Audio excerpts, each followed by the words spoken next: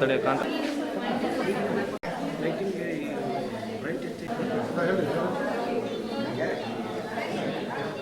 ಎಲ್ಲ ಭಾಳ ಇಷ್ಟಪಡ್ತಾರಲ್ಲ ಸರ್.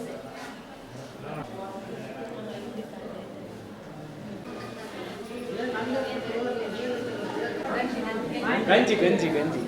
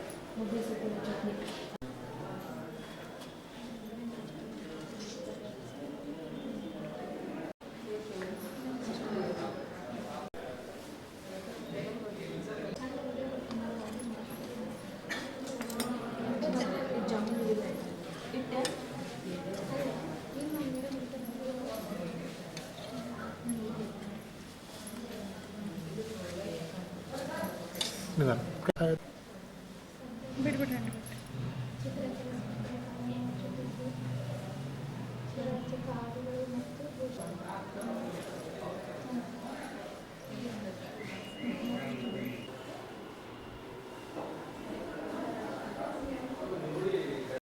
ಕಡೆಗೆ ಬೇರೆದ್ರ ಮನೆಗೆ ಯಾರು ಕೊಟ್ಟೋಗ್ಯಾನ ನನಗೆ ಗೊತ್ತೈತಿ ನಿಮ್ಮವರು ಹೋಟ್ಲ್.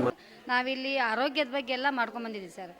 ಸೊಪ್ಪಿನ ಸಾರು ಆಯಿತು, ರಾಗಿ ಮುದ್ದೆ ಆಯಿತು, ಆಮೇಲೆ ನವಣಕ್ಕಿ ಪಲಾವ್ ಆಯಿತು, ಆಮೇಲೆ ರಾಗಿ ಮಾಲ್ಟ್ ಆಯಿತು, ಆಮೇಲೆ ರಾಗಿ ಪಲಾವು, ಆಮೇಲೆ ಸಜ್ಜಿ ರೊಟ್ಟಿ, ಆಮೇಲೆ ಹೆಸರು ಕಾಳು ಪಲ್ಯ ಎಲ್ಲ ನಮ್ಮ ಹೊಲದಲ್ಲೇ ಬೆಳೆದಿದ್ದು ಎಲ್ಲ ಮಾಡ್ಕೊಂಬಂದಿದ್ದೀವಿ ಸರ್. ಆರೋಗ್ಯಕ್ಕೆ ಒಳ್ಳೆಯದು. ಇದು ರಾಗಿ ಮಾಲ್ಟ್ ಅಂತ ಸರ್, ಬಿಸಿಲಿಗೆ ಬೇಸಿಗೆ ಒಳಗೆ ತಂಪಾಗ್ತದೆ ಸರ್. ಇದು ಮಕ್ಕಳಿಗೆ ಕೊಟ್ಟರೆ ಯೂಸ್ ಆಗ್ತದೆ, ವಯಸ್ಸಾದವ್ರಿಗೆ ಕುಡಿದ್ರೆ ಎಲ್ಲ ಆರೋಗ್ಯಕ್ಕೆ ಒಳ್ಳೇದು ಸರ್. ಅದು BP ಶುಗರ್ ಏನು ಹೆಚ್ಚಿಗೆ ಆಗಿದೆಯಲ್ಲ ಸರ್, ಆವಾಗಲಿದ್ದ ಈ ಸಿರಿಧಾನ್ಯಗಳದ್ದೆಲ್ಲ ಹೆಚ್ಚಿಗೆ ಆಗೈತೆ ಸರ್. ಅದು ಬೆಳಿತೀವಿ ಸರ್. ಈಗ ನಾವು ಕೃಷಿ ಸಖಿಯ ಕೆಲಸ ಮಾಡ್ತಿದ್ದೀವಿ ಸರ್. ಈಗ ನಾವು ಆಳವಂಡಿ ಡಿಸ್ಟಿಕ್, ಕೊಪ್ಪಳ ಡಿಸ್ಟಿಕ್ಕಿಂದ ನಾವೇ ಎಲ್ಲರಿಗೂ ರೈತರಿಗೆ ಮನೆ ಮನೆಗೆ ಹೋಗಿ ಈ ಥರ ಸಿರಿಧಾನ್ಯಗಳ ಬೆಳೀರಿ, ನಿಮ್ಮ ಆರೋಗ್ಯವನ್ನು ನೀವೇ ಕಾಪಾಡ್ಕೊಳ್ಳಿ ಅಂತ ಹೇಳ್ತೀವಿ ಸರ್ ಎಲ್ಲರಿಗೆ.